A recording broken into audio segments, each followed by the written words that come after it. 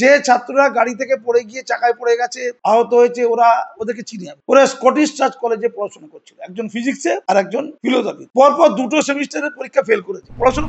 একটা শিক্ষামন্ত্রী ছেলে আর একটা শিক্ষামন্ত্রী গাড়ি ভাঙা হচ্ছে। কি চলছে রাজ্যে? আমি ছাত্রদের দাবিকে অগ্রাহ্য করতে পারি না। পদ্ধতি যাই থাক, ওরা চেয়েছিল হাইলাইটেড, ওরা চেয়েছিল আন্দোলনটাকে গোটা রাজ্যে ছড়িয়ে দিতে। সেটাই হচ্ছে। একদিকে তৃণমূল হয়ে করছে, একদিকে এসএফআই হয়ে করছে। মজাটা দেখুন। গতকাল আমরা যাদবপুরের যে রণক্ষেত্রের চিত্র দেখতে পেলাম, আপনি তো যাদবপুর বিশ্ববিদ্যালয়ের চ্যান্সেলর নমিনি রাজ্যপাল দ্বারা নির্বাচিত। আপনি এই রণক্ষেত্রকে কিভাবে বিশ্লেষণ করবেন? একজন ছাত্র আহত হলো শিক্ষামন্ত্রীর গাড়ির তলায়। দেখুন, এটা আমি আশঙ্কা করেছিলাম অনেক আগেই। আমি জানতাম এমন একটা ঘটনা ঘটতে চলেছে। প্রশ্রয়ের আতুর ঘরে, সিদ্ধান্তহীনতার আতুর ঘরে, অপদার্থতার আতুর ঘরে, অযোগ্যতার আতুর ঘরে, মেরুদণ্ডহীনতার আতুর ঘরে এমন ঘটনা সৃষ্টি হয়। ঠিক সেটা হয়েছে। দায়বদ্ধতার অভাব পরতে পরতে আমি দেখতে পেয়েছি। বিশ্ববিদ্যালয়ে একটা অংশের ছাত্র আছে যারা বিশৃঙ্খলা দীর্ঘদিন ধরে তৈরি করছে। আমি আমার এক্সিকিউটিভ কাউন্সিল, রাজ্যপাল মহোদয় আমাকে যে দায়িত্ব দিয়েছেন, আমি পূর্ণাঙ্গভাবে সেটা পালনের চেষ্টা করেছি। আমি এক্সিকিউটিভ কাউন্সিলকে সাবধান করেছি বারবার করে মিটিংয়ে, যে আপনারা পদক্ষেপ নিন, আইনানুগভাবে নিন, গড়িমসি করবেন না, দীর্ঘসূত্রিতা করবেন না। স্বপ্নদীপকে যারা ছুঁড়ে ফেলে দিয়ে র্যাগিং করে মেরে দিয়েছিল, তাদের বিরুদ্ধে কঠোরতম অ্যাকশন। কেন এত বিলম্বিত? কি ভয় আপনার? কাকে ভয়? এটা বলেছিলাম। এবং আমাদের মতো মানুষদের এই চাপে বলতে পারেন, ওদের বিরুদ্ধে পদক্ষেপ নেওয়া শুরু হয়েছিল। কাদের বিরুদ্ধে? যারা স্বপ্নদীপকে হত্যা ষড়যন্ত্রে যুক্ত। তারা কোর্টে যায়, হাইকোর্টে স্টে অর্ডার পাওয়ার জন্য। তারা স্টে অর্ডার পেয়ে যায় তাদের শাস্তির বিরুদ্ধে, তাদের শোকজ করা হয়েছিল। তাহলে সিঙ্গেল বেঞ্চে স্টে অর্ডার পেলে ডিভিশন বেঞ্চে যাওয়া উচিত। আমি বারবার সোচ্চার হয়ে বলেছি, ডিভিশন বেঞ্চে যান, পদক্ষেপ নিন। যাইনি এখন, শুধু দীর্ঘসূত্রিতা। এই যে বারবার এই ঘটনাগুলো ঘটছে, বিশ্ববিদ্যালয় রিভিউ কমিটি আমাদের মাস কমিউনিকেশনের পরীক্ষার খাতা না দেখেই নাকি নাম্বার দেওয়া হয়েছে। ছাত্রদের অভিযোগ, মাস কমিউনিকেশন কে করেছে, কেন করেছে, ভালো করে দেখা দরকার। সেটার সমাধান আজও পূর্ণাঙ্গভাবে হলো না, এখনো ছাত্ররা এজিটেড। এবং এটা ঘটনা, কিছুটা গন্ডগোল আছেই। খাতা না দেখেই নাম্বার দেওয়াটা কি ভালো? রিসেন্ট ইঞ্জিনিয়ারিং ডিপার্টমেন্টের ম্যাথসের ছাত্ররা দাবি করেছে তারা রেগুলার ক্লাস করতে পারে না, তাদের ক্লাস নাকি হয় না। তার জন্য তারা ফেল করেছে, তাদের নাম্বার বাড়িয়ে দিতে হবে। এটা যুক্তি? ক্লাসই বা হয় না কেন? ক্লাস টাইমে বন্ধ কেন? ভিসি জানেন না? ছাত্ররা ঠিকমতো সময় অভিযোগ করেনি। এটা তো 5 স্টার বিশ্ববিদ্যালয়। এই বিশ্ববিদ্যালয় এটা কি কাঙ্ক্ষিত? দুর্ভাগ্যজনক। ফার্স্ট ইয়ারের হোস্টেলের ছাত্ররা অভিযোগ করেছে, মানে অভিযোগ বলুন, আন্দোলন, যে তাদেরকে সারা রাত ধরে এক হোস্টেল থেকে অন্য হোস্টেল যেতে দিতে হবে। ইউজিসি গাইডলাইন অনুযায়ী রাত 10টা পর্যন্ত হোস্টেল খোলা থাকবে, তারপর বন্ধ, বাইরে যেতে পারবে। ওরা বলছে না, সারা রাত ধরে আমরা যাতায়াত করবো, মানে যা ইচ্ছে তাই করবো বিশ্ববিদ্যালয়ে। আর ছাদে উঠে অভিযোগ আছে মদ তাড়ি কাঁজা খায়, ওই ছাদের ওঠার চাবিটা খুলে দিতে হবে। বিশ্ববিদ্যালয়ের যে স্টুডেন্ট ওয়েলফেয়ার বোর্ড তৈরি আছে, তারাই সিদ্ধান্ত নিয়ে নিয়েছে কি করবে না করবে। তারা কি আপোষ করছে শুনলাম, খুব দুর্ভাগ্যজনক। এক্সিকিউটিভ কাউন্সিলকে না জানিয়ে অনেক সিদ্ধান্ত হয়ে যাচ্ছে। ঠিক তেমনই ছাত্ররা ছাত্র সংসদ নির্বাচন চাইছিল। এটা শুধু যাদবপুর বিশ্ববিদ্যালয়ের ইস্যু নয়, গোটা পশ্চিমবঙ্গের প্রত্যেকটি বিশ্ববিদ্যালয় কলেজের ইস্যু। হঠাৎ করে বন্ধ হলো কেন বলুন তো? ছাত্র সংসদ নির্বাচন বন্ধ হলো কেন? তাহলে কি ছাত্র সংসদ নির্বাচন হবে না? আইনে কি পরিবর্তন ঘটেছে? এত যুগ ধরে হয়ে এসছে। আমি ভালো মন্দ তুল্যমূল্য নির্বাচনে যাচ্ছি না। সেন্ট জেভিয়ার্স বিশ্ববিদ্যালয় হয়েছে, কলেজ ছিল, সেখানে ছাত্র সংসদ নেই। অনেকে বলে তারা খুব সুশৃঙ্খল। আমি বিশৃঙ্খল সুশৃঙ্খল বলছি না, আইনটা বলছি। ছাত্র সংসদ নির্বাচন যদি আইনের এখতিয়ারভুক্ত হয়ে থাকে, এই সরকার আসার পর থেকে নির্বাচন বন্ধ কেন? ছাত্রদের দাবি করছে তুগলুকি আচরণ করার জন্য, বিশ্ববিদ্যালয় কলেজগুলোতে সিন্ডিকেট রাজ চালাবার জন্য এই গণতান্ত্রিক অধিকারকে খর্ব করা হয়েছে। এর ফলটা যাদবপুরে কি হয়েছে? একটার পর একটা এক্সিকিউটিভ কাউন্সিলের মিটিংয়ে ছাত্ররা দল বেঁধে ঢুকে গেছে, মিটিংয়ে ঢুকে গেছে, ভিসিকে সারা রাত ধরে আটকে রেখে দিয়েছে। এ ঘটনা আছে। আমি নিজেও ছিলাম কয়েকবার, আমাকে ওরা আটকাবার সাহস পাইনি। 2-3 ঘন্টা ভিসির সাথে সময় কাটিয়েছি। টিচারদের অনেকেই ভয় চলে গেছে, ভিসি বয়স্ক লোক, শরীর খারাপ। ওদের দাবি ছাত্র সংসদ মিটিং যদি না হয়, অর্থাৎ ছাত্র নির্বাচন যদি না হয়, সংসদ নির্বাচন, তাহলে কে ছাত্রদের প্রতিনিধিত্ব করবে? অনেকগুলো টিম আছে, যেমন বামপন্থীরা আছে, উগ্র বামপন্থীরাও আছে, এক্সট্রিম যারা লেফটিস্ট তারাও আছে, অনেকগুলো সংগঠন, 5-6টা সংগঠন, 7টা সংগঠন, তৃণমূলদের সংগঠন আছে, এবিভিপিও আছে। তো প্রত্যেকে নির্বাচন চাইছে, তো নির্বাচনে করলে অসুবিধা কি আছে?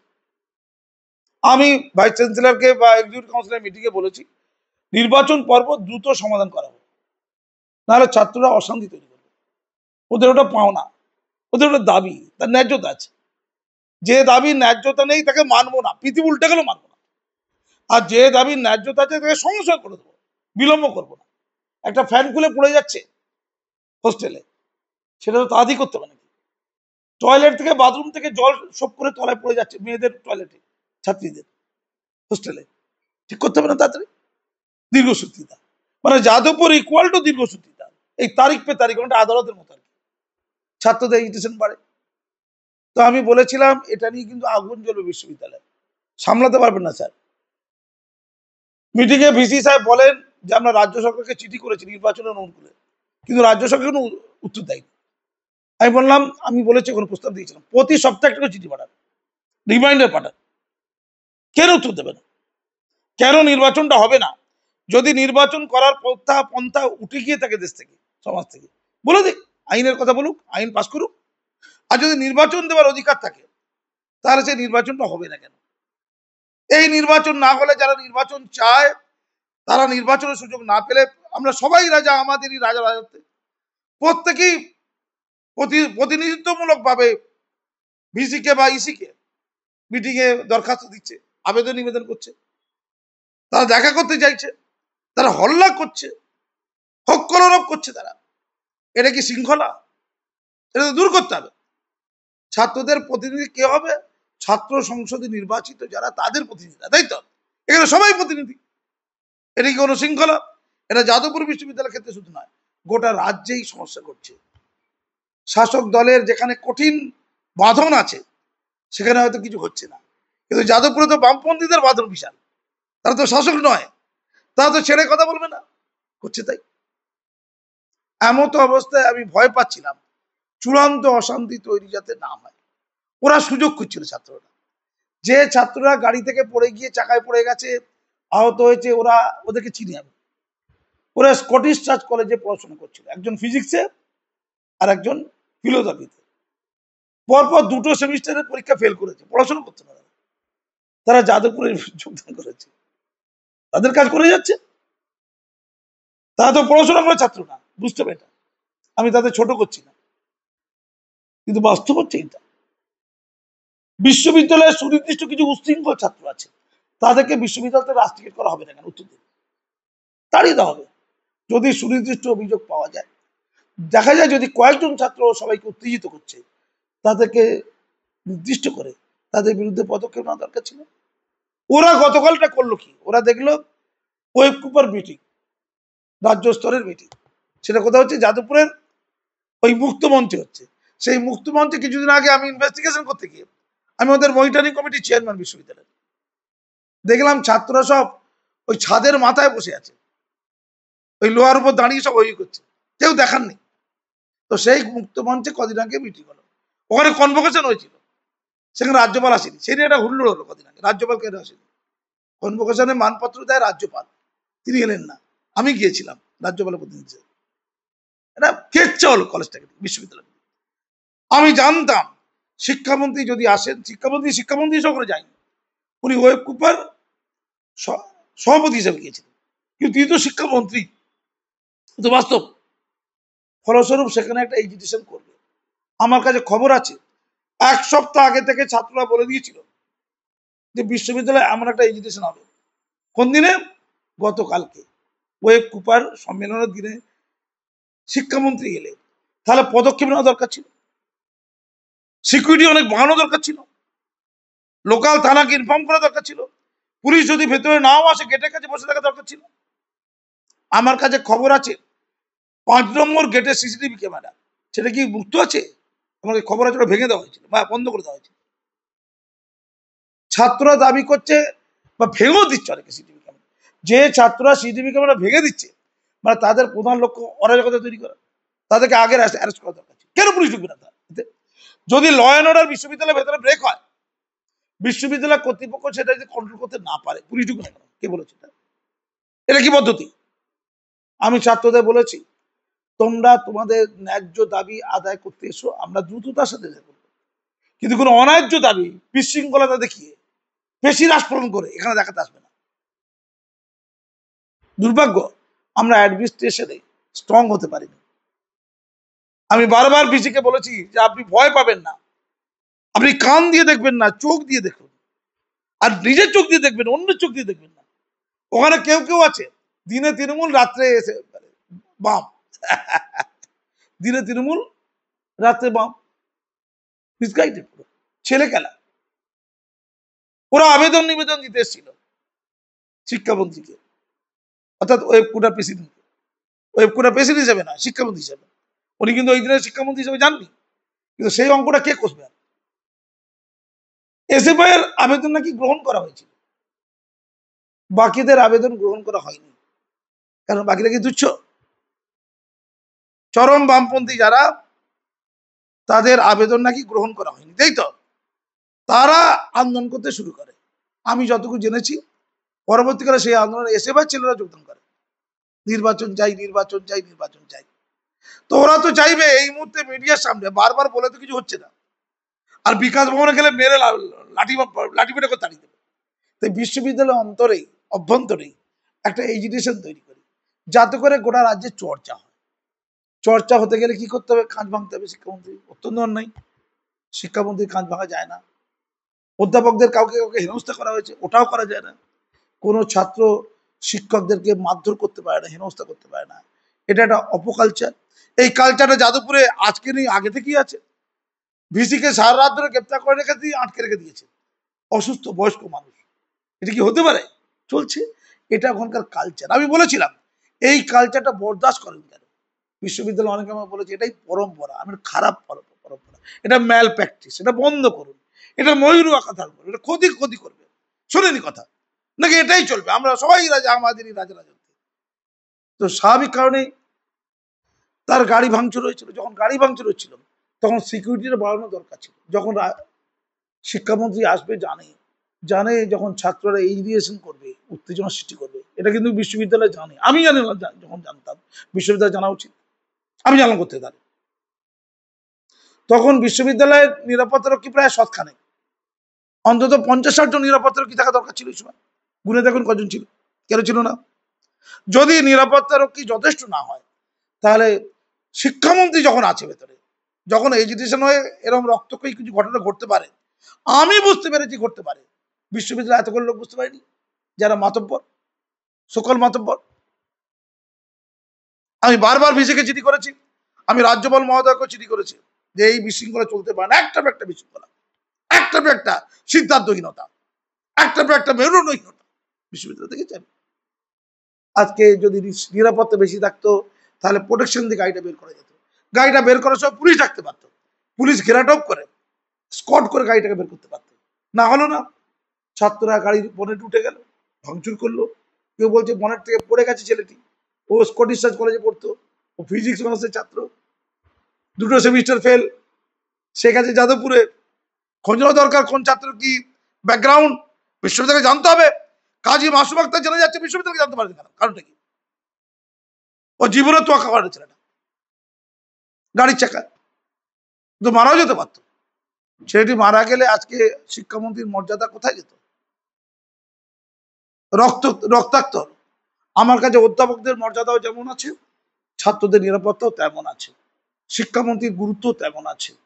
সবটাই গুবলেট হয়ে গেল। ওয়েব কুপার মিটিং তার অস্তিত্ব হারালো, মর্যাদা হারালো। যারা আয়োজন করেছিল তাদেরকে বলি, আপনাদের কি জানা ছিল না এমনটি হবে? এখন কি হলো? এসএফআই টিআরপি পেল, গোটা রাজ্যে এসএফআই নাকি ধর্মঘট করবে, ওদের ছাত্রদের রক্ত ঝরেছে। আসলে উগ্র বামপন্থী যারা, তাদেরই রক্ত ঝরেছে বলে খবর, যারা রক্তাক্ত হয়েছে। আমি ছাত্রদের দাবিকে অগ্রাহ্য করতে পারি না। পদ্ধতি যাই থাক, ওরা চেয়েছিল হাইলাইটেড হতে, ওরা চেয়েছিল আন্দোলনটাকে গোটা রাজ্যে ছড়িয়ে দিতে, সেটাই হচ্ছে। একদিকে তৃণমূল হয়ে করছে, একদিকে এসএফআই হয়ে করছে, মজাটা দেখুন। আর ওইদিকে অরূপ বিশ্বাস বলছে 1 মিনিটে যাদবপুরকে শাস্তা করে দেওয়ার বা ঠান্ডা করে দেওয়ার ক্ষমতা রাখে, মানে দখল নিতে পারে যাদবপুর। অরূপ বিশ্বাস বাবু, আপনি তো মন্ত্রী, আপনি 1 মিনিটে যাদবপুরে দখল নিতে পারেন, তো 1 মিনিটে যাদবপুরের বিশৃঙ্খলা বন্ধ করে দিন তো, কত ক্ষমতা আছে।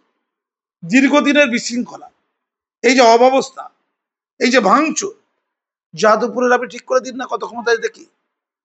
যে শিক্ষাবন্ধুর ওই দপ্তরটা জ্বালিয়ে দেওয়া হয়েছে, শিক্ষাবন্ধু দপ্তর, তাই তো, অফিস ঘরটা জ্বালিয়ে দেওয়া হয়েছে না, ওটা তৃণমূলের শিক্ষাবন্ধু অফিস ঘর।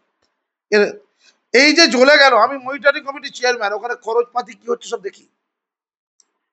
বিশ্ববিদ্যালয় ঢুকছে, আর্থিক সংকটে ঢুকছে, আবার লক্ষ লক্ষ টাকা খরচা হবে, বিশ্ববিদ্যালয়ের গাঁটের পয়সা যাবে, এসব কি চলছে, জনগণের ট্যাক্সের পয়সা ওটা। এই বিশ্ববিদ্যালয় ল অ্যান্ড অর্ডার মেনটেন করতে পারছে না কেন? কেন ছাত্রছাত্রীদের ন্যায্য দাবিগুলো যথাসময়ে পূরণ করতে পারছে না? কেন ছাত্রছাত্রীদের অন্যায্য দাবিকে একেবারে সমূলে উৎখাত করতে পারছে না? কেন বিশৃঙ্খল ছাত্রদের বিরুদ্ধে লাগাম পড়াতে পারছে না? প্রয়োজনে কেন পুলিশকে ডাকা হবে না? যেখানে রক্ত চলবে, রক্ত গুরুত্বপূর্ণ না পুলিশ গুরুত্বপূর্ণ? আজকে যদি পুলিশ ব্যারিকেড করে নিয়ে যেত, রক্তটা ঝরতো না। আজকে যদি বেশি যথেষ্ট পরিমাণ, পর্যাপ্ত পরিমাণ নিরাপত্তা রক্ষী থাকতো, তাহলে হয়তো রক্তটা ঝরতো না, গাড়িটাকে গোল করে ঘিরে নিয়ে যেত। এতে শিক্ষামন্ত্রীকে কেউ কেউ দুচ্ছাই করছে, অসম্মান করছে, রাজ্যের শিক্ষা তো ধসে গেল। একটা শিক্ষামন্ত্রী ছেলে আর একটা শিক্ষামন্ত্রী গাড়ি ভাঙা হচ্ছে, কি চলছে রাজ্যে? আমি বিশ্ববিদ্যালয়কে বলছি, আমি চ্যান্সেলর সাহেবকে, আমাদের মাননীয় রাজ্যপাল মহোদয়কে আগামী কালকেই চিঠি করব যে বিশ্ববিদ্যালয়ে যা যা ঘটছে স্যার আপনি পদক্ষেপ নিন, আমার এইটুকু ক্ষমতা আছে, আমি ওইটুকু করব। এবং আগামী এক্সিকিউটিভ কাউন্সিলের মিটিংয়ে আমি যা যা তোলার ঠিক তুলবো, সেটা আমি মাইক্রোফোনে এখানে বলবো না, এটা অভ্যন্তরীণ বিষয়। আমি যাদবপুর বিশ্ববিদ্যালয়ের শৃঙ্খলা দেখতে চাই, একটা 5 স্টার বিশ্ববিদ্যালয়, তার মান দেখতে চাই, তার শান্তি সুস্থিতি দেখতে চাই, ছাত্রদের পঠন পাঠনের উপযুক্ত পরিবেশ দেখতে চাই। তার জন্য যদি কোনো অধ্যাপকদের দায় থাকে, সেই দায়কে তাদের পালন করতে হবে, শাস্তির মুখে পড়তে হবে প্রয়োজনে। তার জন্য যদি অ্যাডমিনিস্ট্রেশন, তাকে আরো চাঙ্গা হতে হবে, যোগ্য লোককে যোগ্য জায়গায় রাখতে হবে। আমার জানা আছে বিশ্ববিদ্যালয়ে কোথাও কোথাও স্বজন পোষণ হয়, যোগ্য লোককে সরিয়ে গা শুকে শুকে লোককে ক্ষমতায় বসানো হয়, গা শুকে। এটা হচ্ছে একটা অসুখের নাম। এই যে স্বজন পোষণ করার মানসিকতা, এটা অত্যন্ত খারাপ। তার কুফল বিশ্ববিদ্যালয় কিন্তু বারে বারে বারে বারে ফলো করছে। আমার কাছে একাধিক অভিযোগ আছে, আমি তোমাদের সামনে এটা বলবো না, আমি যথাস্থানে যথাসময়ে এটার জন্য পদক্ষেপ নেব। কাজী মাসুম আক্তার কোনো ঘাটের মরা নয়, রক্ত ঝরানো ইতিহাস আমার সাথে আছে। আমি বিশ্ববিদ্যালয়ে গেছি, আমার করণীয় কর্তব্য করব, নাহলে ছিটকে বেরিয়ে আসবো ওখান থেকে। ধন্যবাদ।